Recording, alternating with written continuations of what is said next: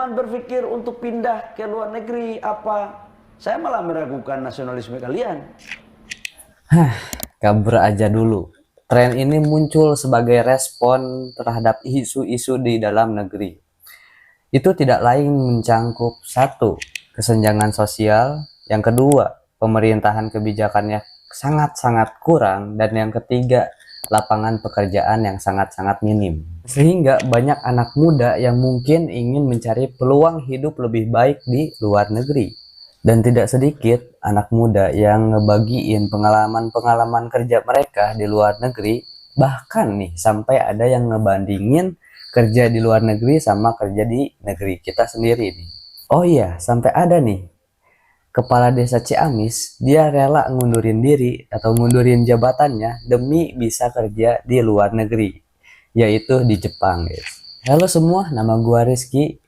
Pada kesempatan kali ini, gue ingin kalian semua kritis dan tidak ikut-ikutan tren atau FOMO untuk kerja di luar negeri.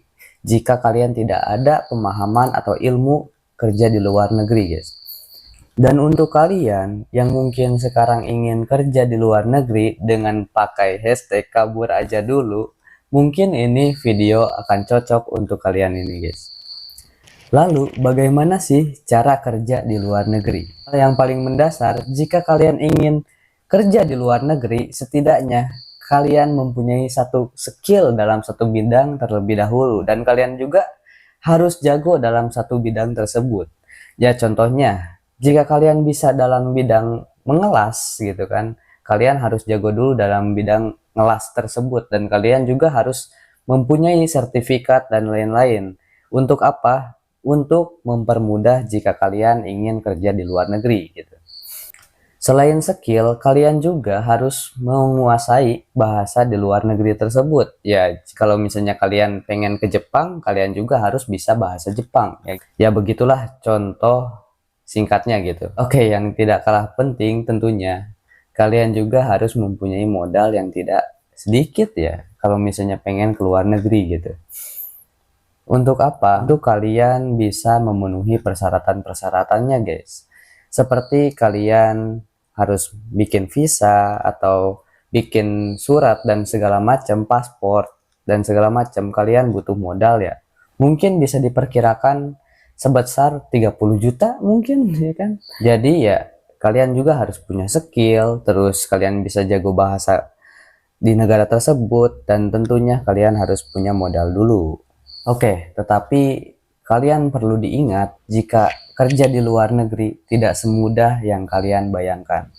Ya, percayalah, jika kalian kerja di luar negeri, tidak semua yang seperti influencer-influencer membagikan kebahagiaannya gitu kan. Membagikan, oh enaknya gitu kan, kerja di luar negeri. Karena tidak sedikit kalau misalnya kerja di luar negeri banyak diskriminasi sosial, banyak juga yang emang susah gitu kan cari kerjaan di luar negeri. Makanya gua dengan adanya video ini bisa kalian ya setidaknya bisa berpikir kritis, bisa berpikir dulu sebelum mencari pekerjaan di luar negeri. Terus yang tidak kalah pentingnya, kalian juga harus riset terlebih dahulu, dan kalian juga harus memahami dulu seluk-beluknya sebelum kalian ke luar negeri, guys. Oke, kita akan lanjut ke pembahasan kita selanjutnya, yaitu kabur aja dulu dan perdagangan manusia yang semakin gila. Dan di sini yang emang gua takutin di sini ya, dengan adanya tren seperti ini, adanya pemuda yang pengen ya serentak pengen ke luar negeri, ini bisa dimanfaatkan oleh oknum-oknum yang tidak jelas, guys. Ya banyak sekali kasus yang mungkin untuk perdagangan manusia yang emang di luar logika lah gitu.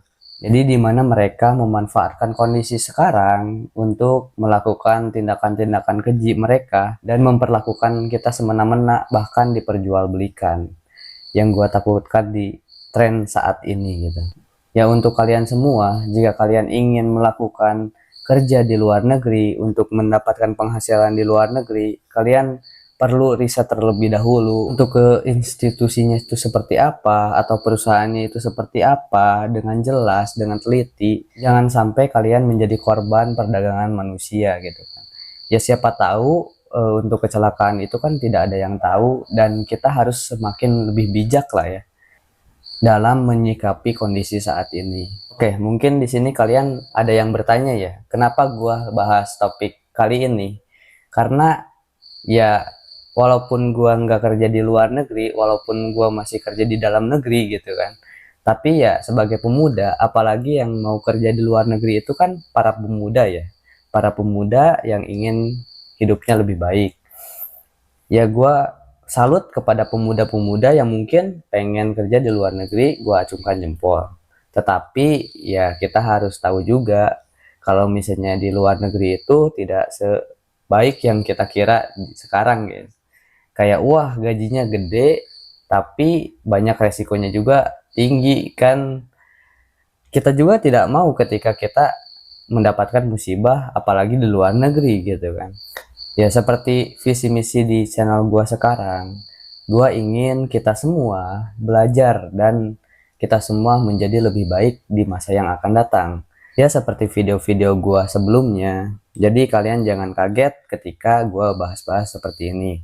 Karena visi misi gua selain buat diri gua sendiri, gua ingin yang nonton ini bisa lebih bermanfaat, bisa lebih baik untuk kedepannya. Ya mungkin itu aja yang akan gua sampaikan kali ini. Makasih yang udah nonton sampai habis, dan semoga kita lebih baik kedepannya. Ya oke, di sini gue pengen ngucapin kepada kalian semua terima kasih ya. Dari video kemarin yang nabung gue Bitcoin ya, Bitcoin episode ketiga. Gue gak nyangka video itu bakal rame yang ditonton, terus banyak masukan dan dukungan dari kalian semua. Gue makasih banget. Di situ gue wah ternyata banyak yang nonton gitu kan. Makasih banget yang udah dukung, yang udah subscribe, yang udah kasih masukan. Oh iya, ada yang kasih masukan nih. Dia itu katanya nabung Bitcoin kok di pucuk, kenapa ini dulu gitu kan. Pokoknya mah dari nabung Bitcoin kok di pucuk lah ya gitu. Jadi ya gua kan ini jangka panjang untuk 2030. Jadi di sini gue pengen jelasin gitu kan. Mungkin di next konten nabung Bitcoin gue bakal jelasin bahwa gue itu bakal jangka panjang di 2030 target gue. Terus ya juga sih kata dia kritikannya takutnya ada yang ikut-ikutan FOMO. Habis itu bangkar deh nanti. Iya betul. Nanti di 2026 sampai 2027 bakal turun. Seriusan bakal turun mungkin sampai 1 miliar kalau nggak salah, atau enggak ya pokoknya mah 30 sampai 50k dolar gitu kan. Untuk kalian yang pengen ikutan Bitcoin, kalau misalnya jangka panjang is okay, gak apa-apa. Sama kayak gua, kita nabung bareng gitu dari sekarang sampai 2030. Tapi jangan kaget ketika 2026 sampai 2027 itu turun. Jangan kaget.